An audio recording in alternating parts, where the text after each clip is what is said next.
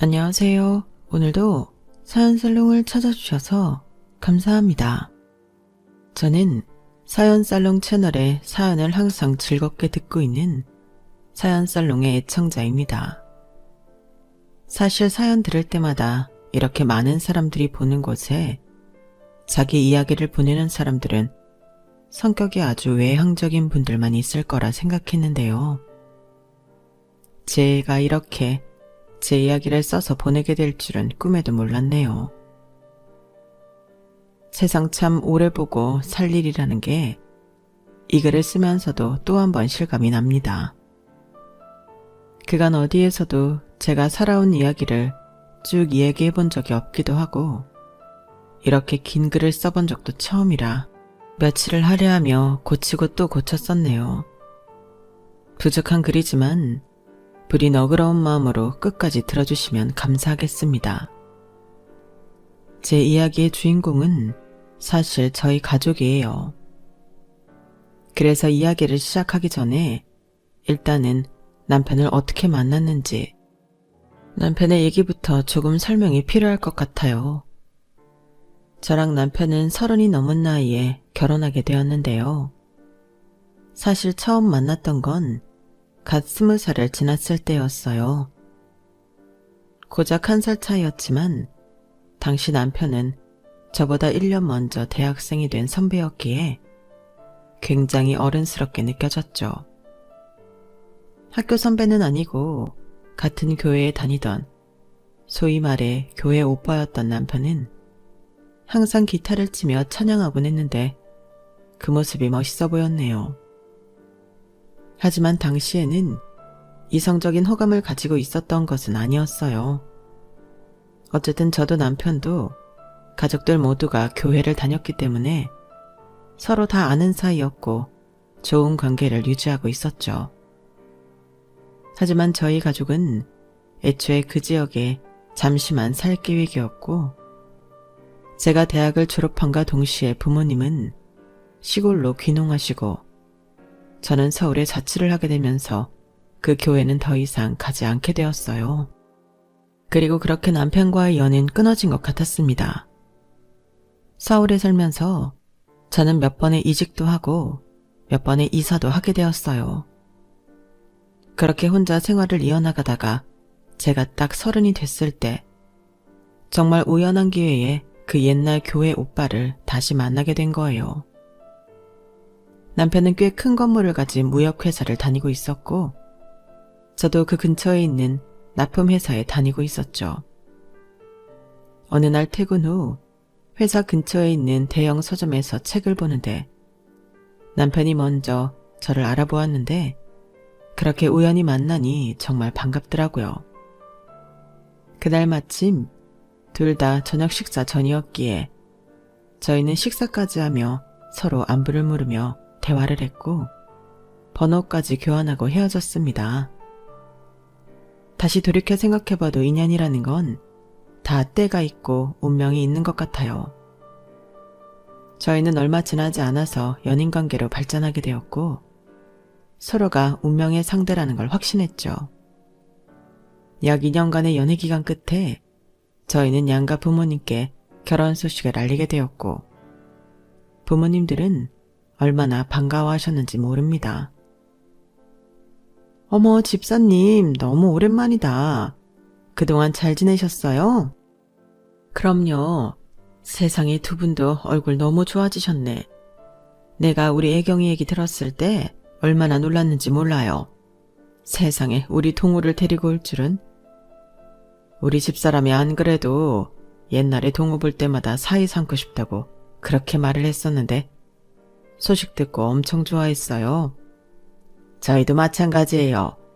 동 여자도 안 만나는 것 같길래 저놈 저거 결혼은 하려나 싶었는데 애경이같이 예쁘고 참한 며느리를 데려오다뇨.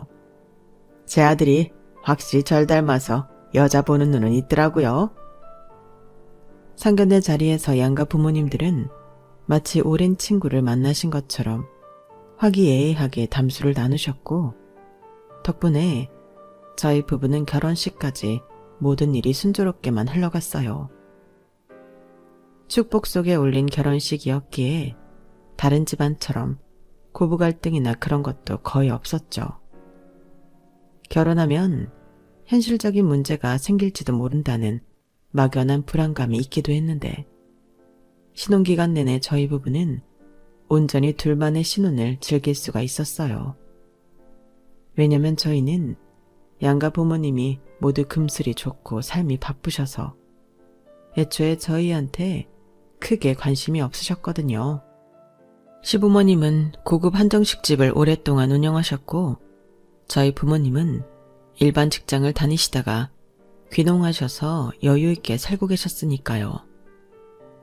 이렇게 순탄하기만 하던 제 인생에 폭우 같은 날들은 예고 없이 찾아왔습니다.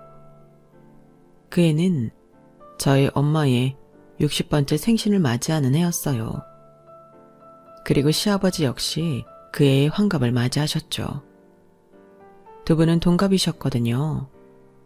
게다가 두 분의 생신 날짜도 3주 차이로 비슷했기 때문에 저희 부부는 두 분의 환갑을 맞이해서 큰 계획을 세우게 되었어요.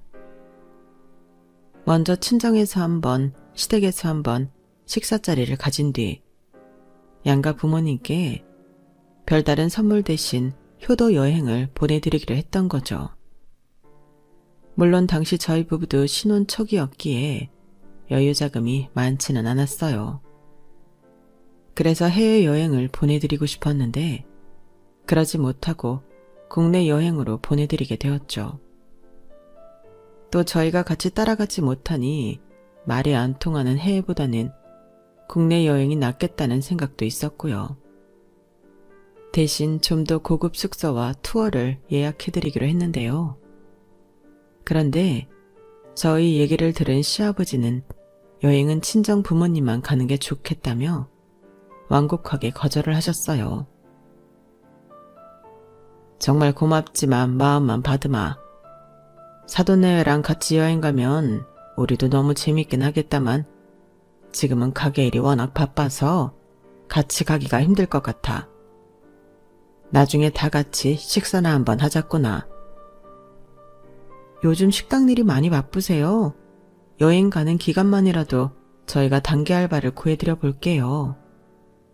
아니야. 이번에 우리 식당에서 오래 일한 분이 관두시면서 바빠진 거라서 우리가 빠질 수가 없어서 그래. 동호 넌 알겠지만 정혜 이모가 이번에 관두시기로 했어. 지난달에도 직원이 2명이나 관뒀었는데 우리까지 빠지면 정말 장사가 안 돼서 그래. 정혜 이모가요? 그럼 식당 일 봐줄 만한 분이 없긴 하네요. 그럼 날짜를 옮기는 건 어떠세요? 가을쯤으로 다시 날을 잡아볼까요? 이 시즌이 딱 더워지기 전이라 잡은 건데 아예 여름 끝나고 가시면 더 편하실 수도 있을 것 같고요. 괜찮단다. 너무 마음 쓰지 않아도 돼. 우리가 정말 바빠서 그러는 거고 다음에 사돈 내외랑은 일정 안정됐을 때 따로 만나보마. 우리 생각 다 해서 준비했을 텐데 미안하구나. 제가 미리 말씀을 드릴 걸 잘못했네요. 이 사람이 좋은 마음으로 여행 계획도 짜고 준비도 한 건데 옆에서 제가 미리 엄마나 아빠께 연락을 드려서 일정을 좀 체크할 걸 그랬어요. 그럼 저희가 장인어른이랑 장모님께는 잘 말씀드릴게요. 나중에 알고 보니 당시 시부모님은 오래 일하시던 주방 이모님과 직원들이 간둔 것도 있지만 주변 지역에 배달도 시작하시면서 일이 늘어나 정신이 없는 시기셨더라고요. 미리 소통을 하지 못했던 저희 잘못이었죠. 결국 저희는 시아버지 생신 선물은 따로 해드렸어요. 그렇게 저희 친정 부모님만 여행을 가시게 되었는데 우리만 가는 여행이라면 국내 여행으로 가도 충분하시다던 부모님의 의견에 따라 국내로 여행을 보내드렸어요. 패키지 여행이 아닌 일반 자유여행으로 보내드리려고 숙소와 투어 택시 등 필요한 건 저희가 미리 다 예약하고 결제를 마친 상태였죠. 그렇게 신경을 많이 써서 떠나는 날 아침까지 배웅을 해드렸는데 그게 저희 부모님의 마지막 모습이 될 줄은 꿈에도 상상하지 못했어요. 하필이면 그의 태풍이 일기예보보다 훨씬 빠르게 찾아왔고, 그로 인해 부모님이 여행 중이시던 지역에는 엄청난 양의 비가 쏟아지게 되었던 거예요. 엄청난 양의 강수량이었죠.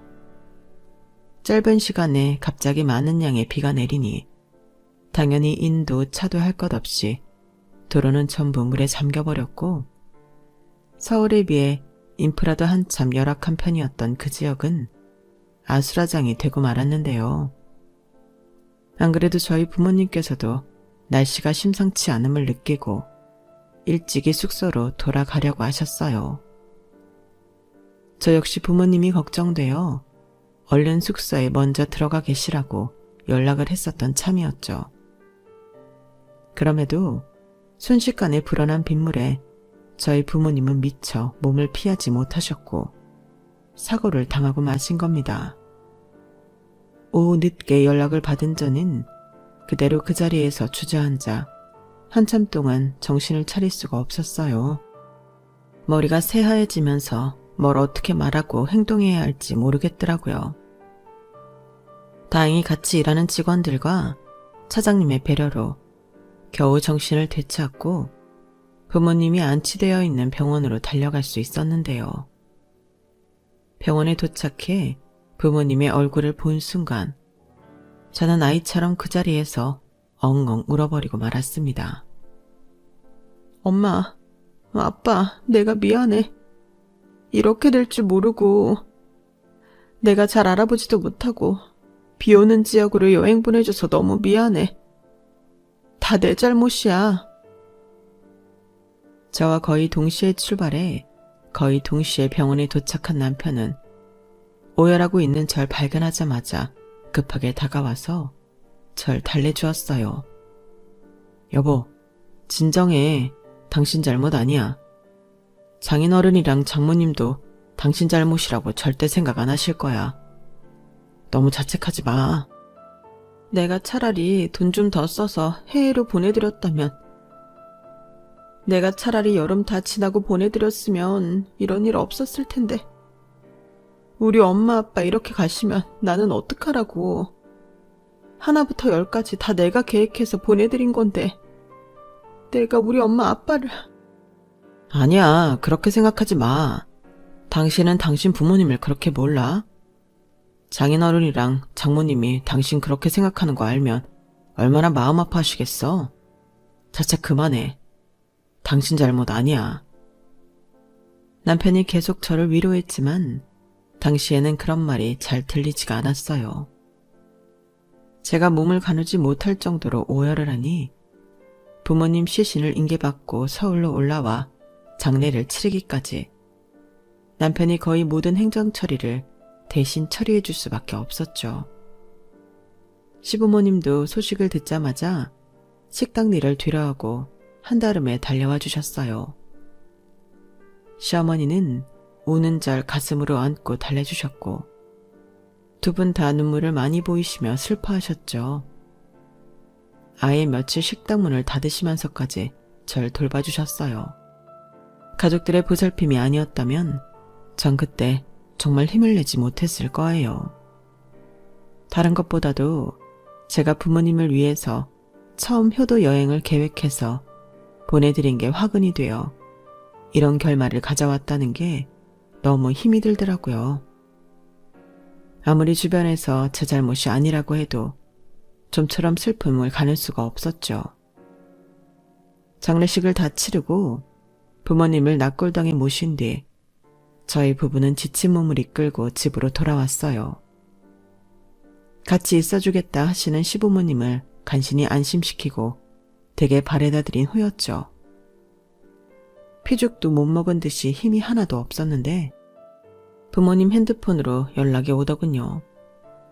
수해 복구 작업 중인데 부모님 캐리어가 숙소 뒤편 마을에서 발견돼 그쪽에서 보관 중이니 찾으러 가라고요. 저는 그 얘기를 듣고 또 한 번 눈물을 한 바가지 쏟았고 그 다음날 남편과 같이 다시 그 지역으로 내려갔어요. 떠내려간 캐리어는 엄마가 갖고 계시던 작은 캐리어였는데 다행히 크게 중요한 물건은 없었죠. 그렇지만 흙탕물에 얼마나 뒹굴었는지 잔뜩 해지고 흙이 묻은 캐리어를 보고 저는 마음이 좋지 않았는데요. 그때 그 캐리어를 받을 당시엔 사실 눈물이 쏟아질 만큼 슬플 수가 없었어요. 왜냐면 상황이 굉장히 어수선했기 때문이에요. 캐리어를 찾으러 간 곳은 근처 중학교 체육관이었는데 그 체육관 내부는 아수라장도 그런 아수라장이 없었거든요. 제가 부모님 여행을 계획하고 보내드릴 때만 해도 그렇게 가까운 곳에 판자촌이 있는 줄 몰랐는데 가서 보니까 그 지역 자체가 번화한 곳만 굉장히 인프라가 깔끔하게 잘 조성되어 있었고 그렇지 않은 곳은 완전 70년대 판자촌 마을이 그대로 남아있는 것이었더라고요. 그리고 그 주민들의 피해는 정말 처참할 정도였어요. 잔뜩 망가져 있는 캐리어보다도 차가운 바닥에 담요나 얇은 이불만 깔고 있는 어르신들이 더 눈에 들어올 정도였죠. 다치신 분들도 있고 급한 대로 응급처치만 받으신 듯한 분들도 많았어요. 집에 있던 통장이며 살림살이가 다 사라졌다고 우는 분도 계셨고요. 저희 부부는 그 모습을 보고 너무 놀라서 한동안 멍하니 보고 있을 수밖에 없었는데요. 저희 부모님과 연세가 비슷해 보이시는 어른들이 그렇게 열악한 환경에 계시니까 마음이 너무 좋지 않았어요. 그때 저희 근처에 있는 한 할머니의 목소리가 귀에 쏙 들어오더군요. 여기 담요 좀 줘요, 아가씨. 할머니가 계속 담요를 찾으시는데 어디 있는지 찾지도 못하시는 데다가 사람들에게 물어봐도 다들 워낙 바쁘니 할머니 말을 전혀 듣질 못하고 있는 거예요. 그래서 제가 할머니한테 다가가 상황을 여쭤봤죠. 할머니, 담요요? 담요 필요하세요? 여기 너무 찬기가 돌아서 그래. 바닥에 깔만한 거 아무거나 좀 줘요. 아, 바닥에요? 잠시만요. 저는 일하시는 분들에게 달려가 바닥에 깔고 누울 만한 이불을 얻어와서 할머니께 가져다 드렸습니다. 그리고 그걸 시작으로 자연스럽게 하나 둘씩 일손을 돕기 시작했어요.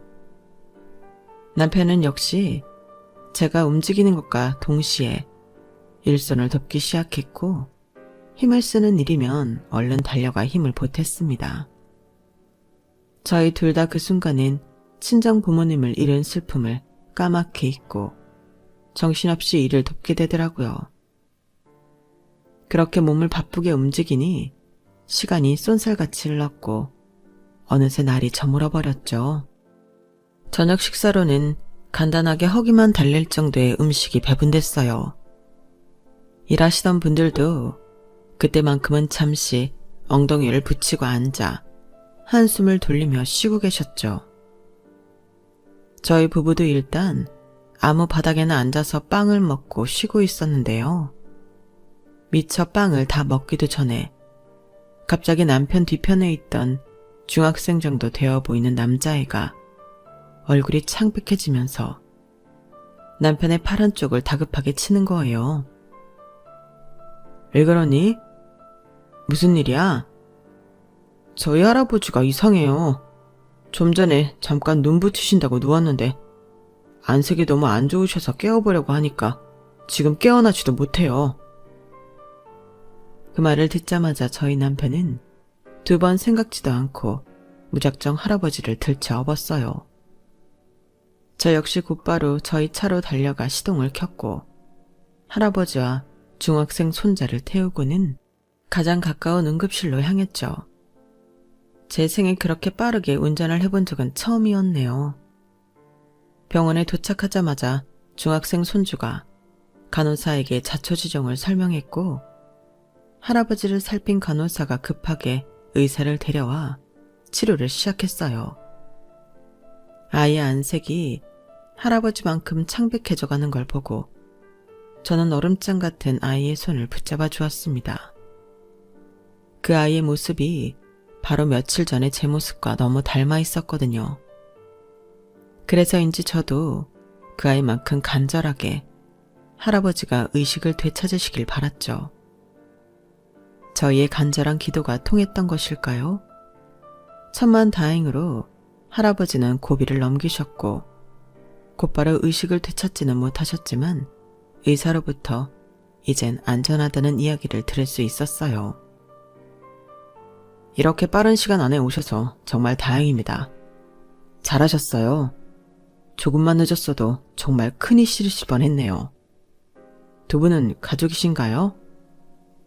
아니요, 저희는 일손을 돕다가 이 아이가 가족이에요. 저희 할아버지 이제 정말 괜찮으신 건가요? 그래, 큰 고비는 넘겼으니 마음 놓고 있어도 돼.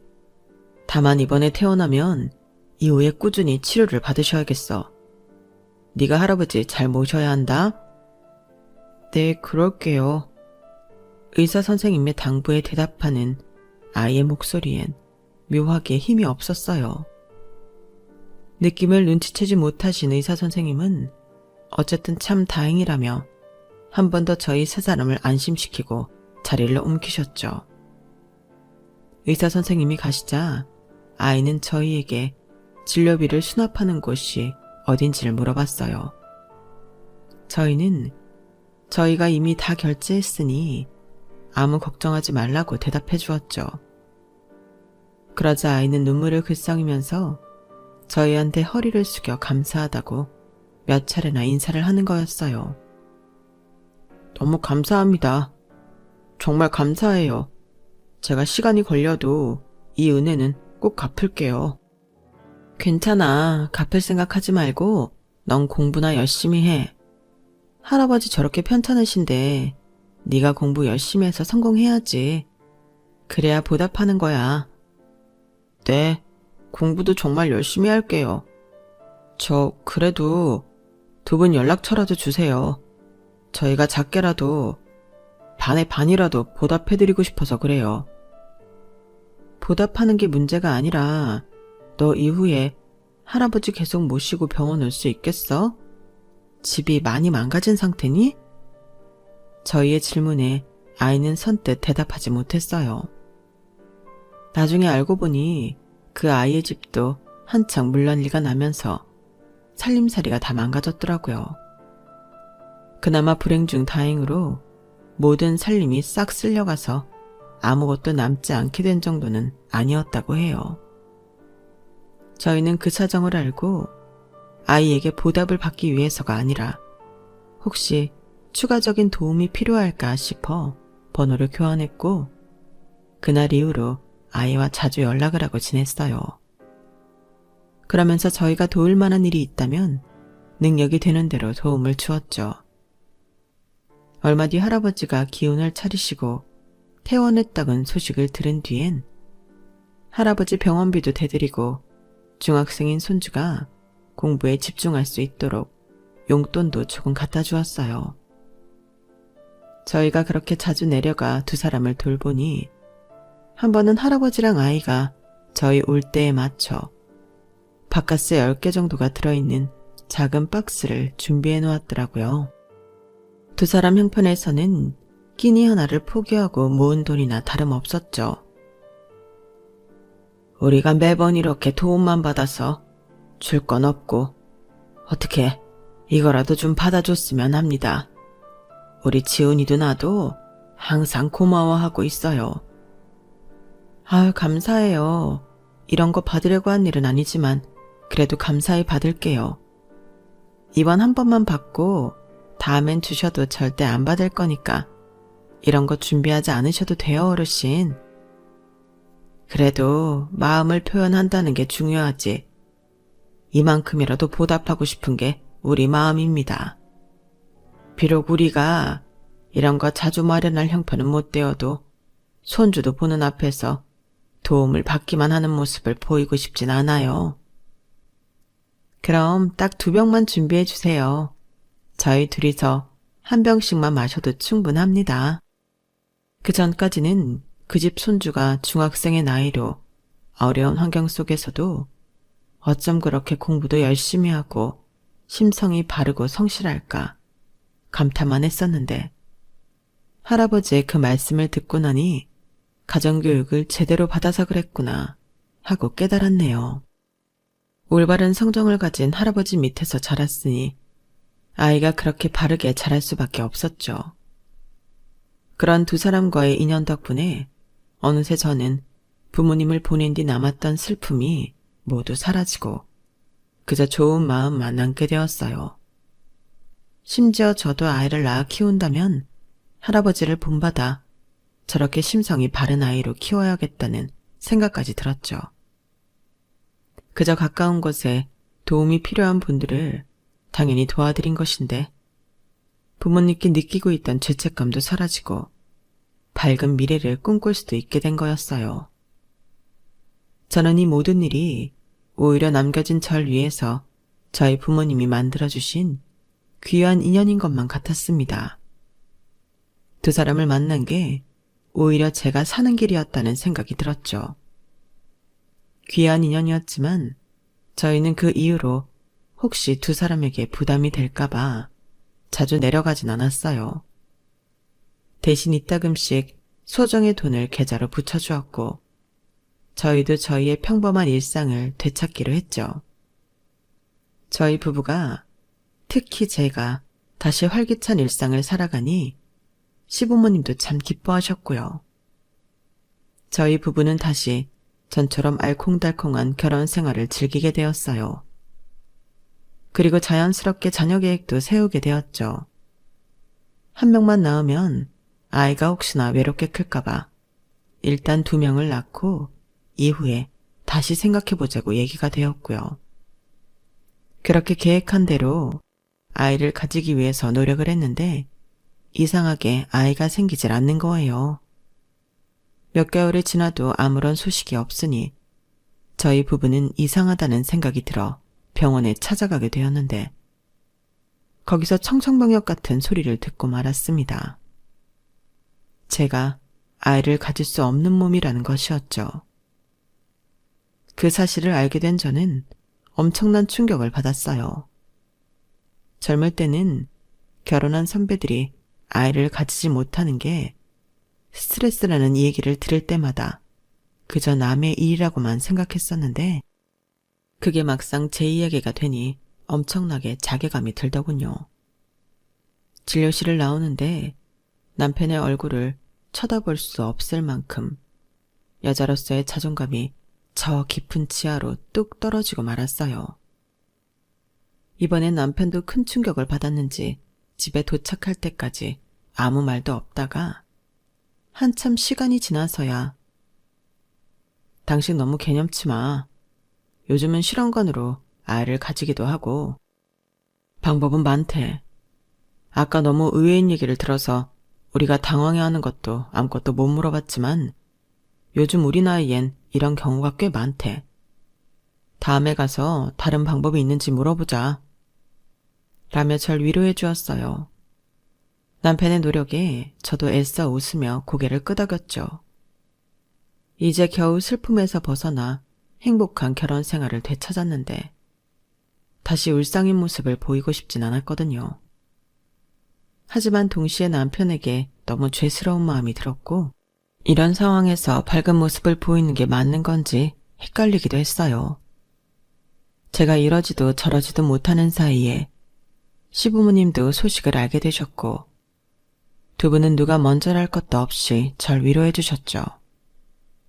두 분은 아이가 없으면 몸만 편하다며 절대적으로 절 지지해 주셨지만 그럴수록 제 마음 안은 골아가기만 했습니다. 결국 우울증 진단을 받고 약을 복용하며 버틸 수밖에 없었죠. 그런 절 걱정하는 남편에게 저는 최대한 전보다 더 열심히 살림도 하고 시부모님을 챙기려고 노력했어요. 그런데 제 이런 노력은 아무런 소용이 없더군요. 꿈에서도 우려하던 일이 점점 현실로 나타나기 시작한 거예요. 그렇게 다정하고 착하던 저희 남편이 어느 순간부터인가 가정에 소홀해지기 시작한 거였죠. 원래도 남편은 업무상 출장이 잦았고 해외 출장도 1년에 5, 6번은 다녔던 사람이지만 한 달에 2번 이상 출장을 간 적은 없었거든요. 갑자기 늘어난 출장에 매일 같은 야근에 가끔씩 굳이 친구나 동료의 집에서 자고 바로 출근하겠다는 건 누가 봐도 수상한 행동이었죠. 설령 다른 여자를 만나는 게 아니더라도 남편이 저에게 관심이 떨어졌다는 것만큼은 충분히 알 수 있었어요. 그리고 저는 이런 상황이 상당히 당황스러웠고요. 남편이 대놓고 가정을 등한시해도 불임에 우울증까지 달고 있는 제가 뭐라고 할 수 있는 처지는 아니었으니까요. 게다가 시부모님도 온전히 남편의 편에 서신 것 같았습니다. 전에는 자주 연락을 하고 식당에도 자주 놀러 오라시던 시부모님께서 어느 순간부터는 식당에 오지도 못하게 하고 심지어 명절도 가족 모임 없이 그냥 넘어가 버리신 거예요. 다들 말로는 전처럼 절 걱정하고 챙기면서도 물리적으로 계속 절 밀어내니 제 속앓이는 점점 더 심해지기만 했죠. 그런 상태로 1년이 넘는 기간이 흘렀는데요. 그해 저희 부부는 7번째 결혼기념일을 앞두고 있었어요. 남편 얼굴 본 지 너무나 오래됐던 저는 기념일 핑계 삼아 큰 마음을 먹고 남편한테 전화해 단도직입적으로 대화를 꺼냈는데요. 당신 다음 주가 우리 결혼기념일인 거 기억하지? 계속 출장이다 야근이다 하면서 집에 들어오지도 않으니까 우리 결혼기념일도 까먹은 것 같아서 말이야. 그날은 집에 들어올 거야? 아, 그러네. 근데 어쩌지? 나 다음 주엔 정말로 일본 출장이 잡혀 있어서 말이야. 대신 이번 크리스마스는 꼭 챙길게. 이번 결혼기념일은 그냥 넘어가면 안 될까? 당신 정말 너무한 거 아니야? 내가 그동안 티 안 내려고 했는데 어떻게 이렇게까지 할 수가 있어? 혹시 다른 여자 생겼어? 그런 거야? 뭐? 아니, 그런 게 아니라. 그런 거 정말 아니야. 요즘 정말 바빠서 그래. 미안해. 당신이 그런 생각하고 있을 줄은 몰랐어. 근데 정말 그런 거 아니야. 믿어줘. 그 말을 나더러 믿으라는 거야? 이번 출장 다녀오면 다 설명할게. 그동안 내가 경황이 없고 바빠서 신경 못 써준 거 미안해. 이번 출장은 정말이야. 남편은 자기 말을 믿어달라며 당부하며 전화를 끊었지만 속 시원한 해답을 얻지 못한 전 의심과 서운함을 지울 수가 없었어요. 결국 남편은 해외 출장을 떠났죠. 이번 출장은 무려 15일짜리라고 하더군요. 꾹꾹 눌러왔던 분노와 서운함이 폭발한 저는 그런 남편에게 신경 뚝 끊고 혼자서라도 의연하게 지내보려고 했는데요. 자동차 보험료 문제로 남편과 의논을 해야 하는 상황이 생긴 거예요. 그런데 남편의 연락이 안 되는 겁니다. 처음엔 따르릉 하면서 통화 연결음은 들렸는데 나중엔 아예 전화기가 꺼져 있다는 멘트가 나오더군요. 그 멘트를 듣는데 전 심장이 철렁했어요. 아무리 저한테 관심이 없어도 전화기를 며칠 동안 꺼두는 건 말이 안 되잖아요. 그것도 출장 중에 말이에요. 3일 넘게 전화기가 꺼져 있다는 멘트를 듣고 걱정이 된 저는 회사에 오전 반차를 내고 남편의 회사로 찾아갔어요. 혹시 같이 간 사람의 연락이라도 듣게 되지 않을까 싶어서요. 그런데 회사에 찾아간 저는 상상도 못한 얘기를 듣고 말았습니다. 안녕하세요. 저 김동욱 과장 아내인데요. 저희 남편이 이번에 해외 출장 갔다던데 며칠째 연락이 안 되어서요. 네? 김동욱 과장이요? 김 과장 퇴사한 지 1년도 넘었을 텐데요. 뭐라고요?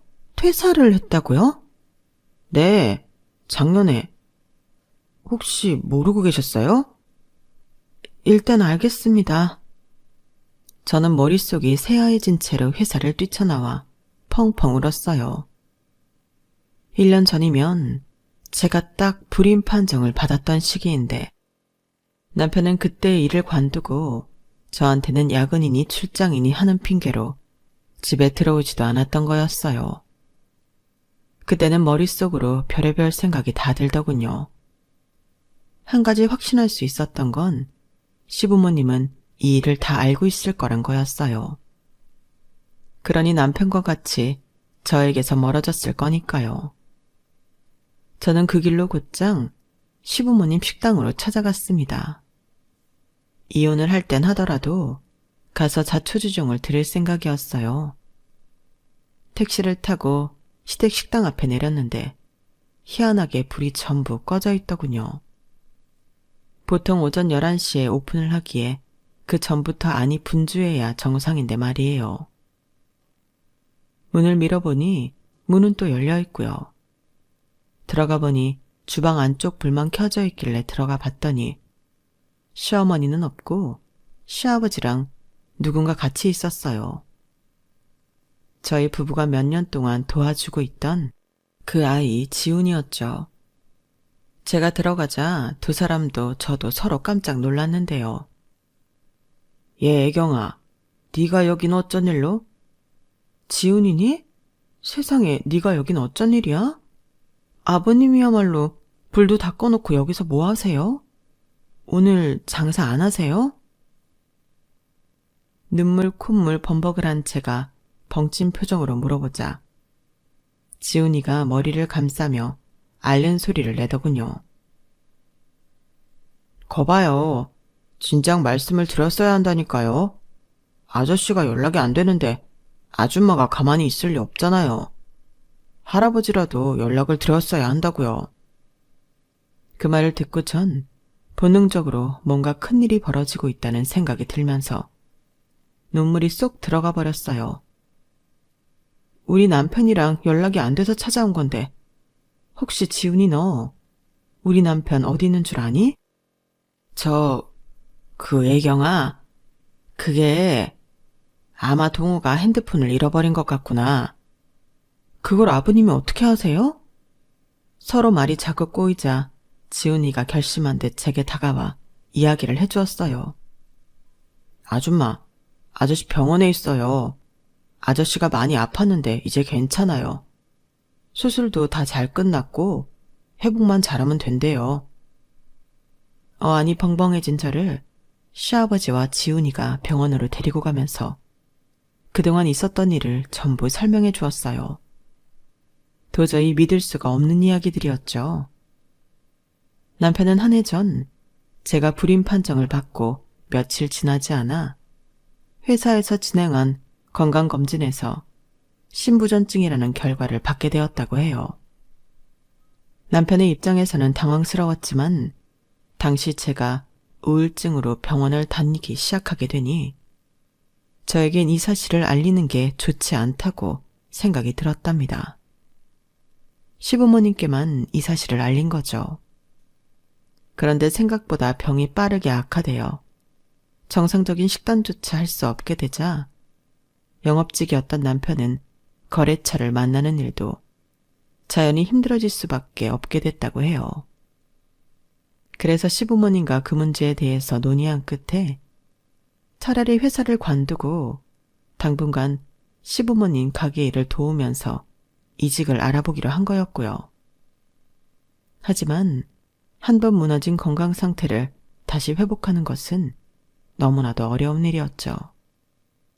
상태가 호전되기는커녕 계속 안 좋아지니 저에게 사실을 털어놓을 타이밍만 자꾸 놓치셨다고 하는데요.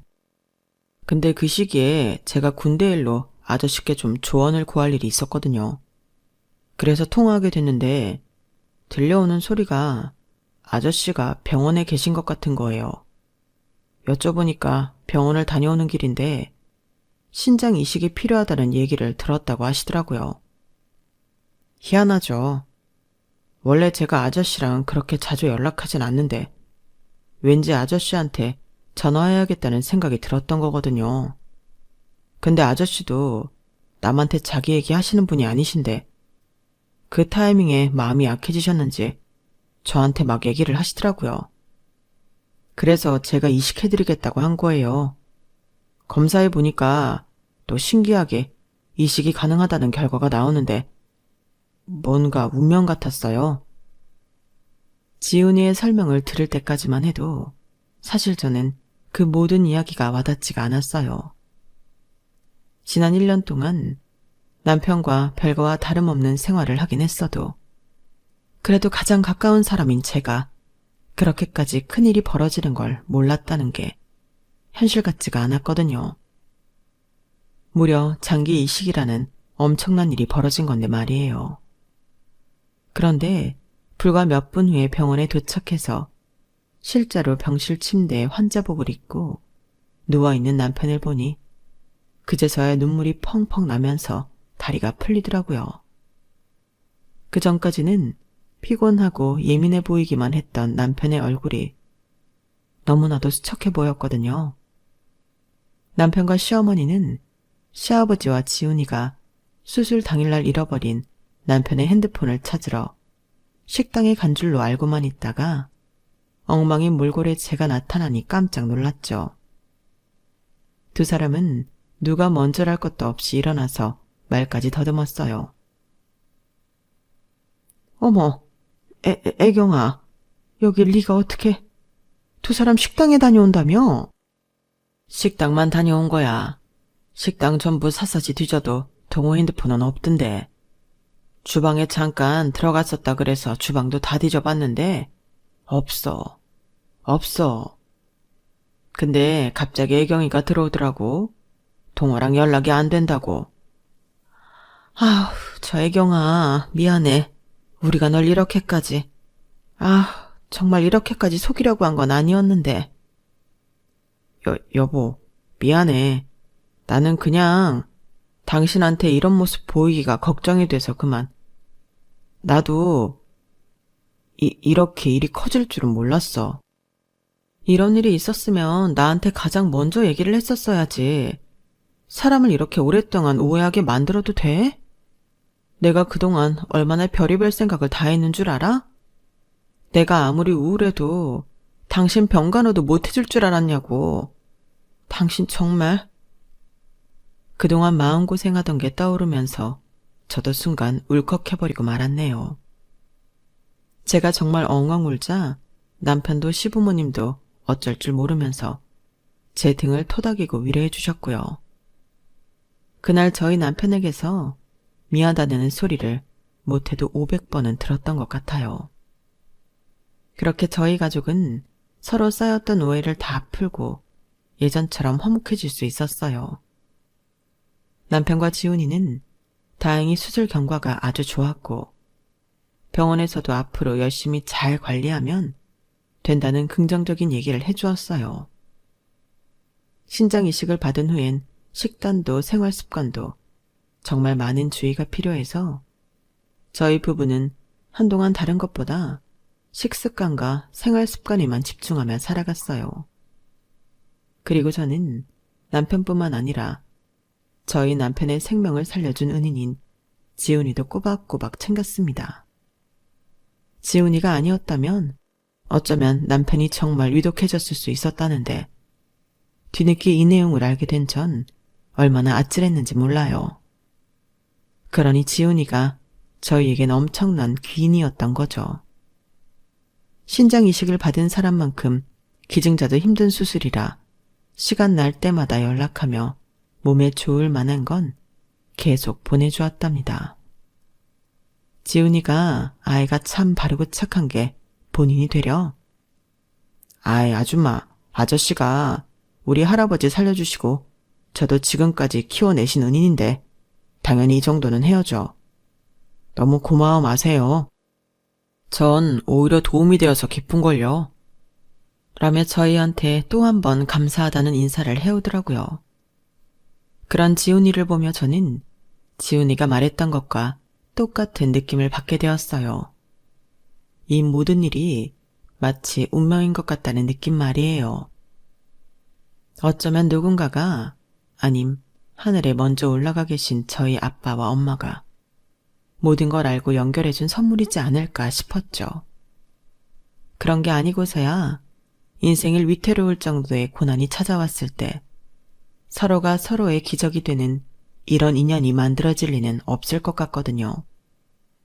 어쨌든 그 사건 이후로 지훈이는 저희 가족들에게 마치 친아들, 친손주 같은 존재가 되었어요.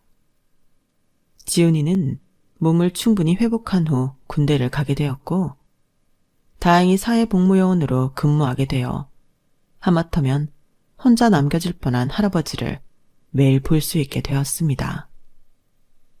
아참, 남편의 핸드폰은 남편이 태어나는 날 시아버지 차 뒷좌석에서 발견되었어요.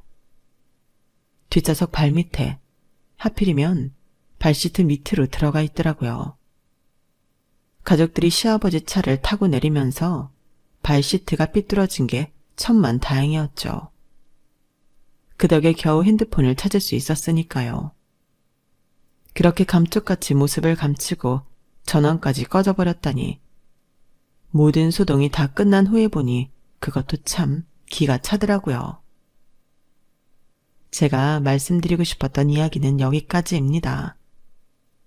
이 모든 기적 같은 일들이 때때로 너무 벅찬 감정이 들어 누군가에게 나누고 싶다는 생각을 하게 됐네요. 그래서 이렇게 글을 쓰게 되었고요. 남편과 저는 지금 건강하고 평안하게 잘 지내고 있거든요. 남편은 원래부터 영어를 상당히 잘해 번역 일을 하기 시작했고 저 역시 다니던 회사를 관두고 집 바로 근처에서 공부방을 운영하고 있는데요. 예전처럼 정신없이 바쁘지 않고 하루하루가 안정적이고 평화로워서 참 좋네요. 이제는 아이를 가지지 못한다는 사실에 집착하지도 않고 매일의 건강과 행복을 즐기는 법을 완전히 터득한 것 같습니다. 제 이야기를 듣는 분들께서도 그런 일상의 행복을 누릴 수 있는 삶을 살게 되시길 바라요. 살다 보면 도저히 인간의 힘으로는 어쩌지 못하는 일들도 있지만 곁에 있는 사람들과 슬픔을 나누고 밥 한 끼, 차 한 잔에서 행복을 찾고 휴식을 누리며 버티면 언젠간 행복해지는 날도 오는 것 같습니다.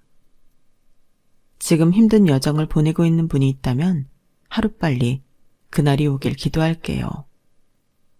감사합니다.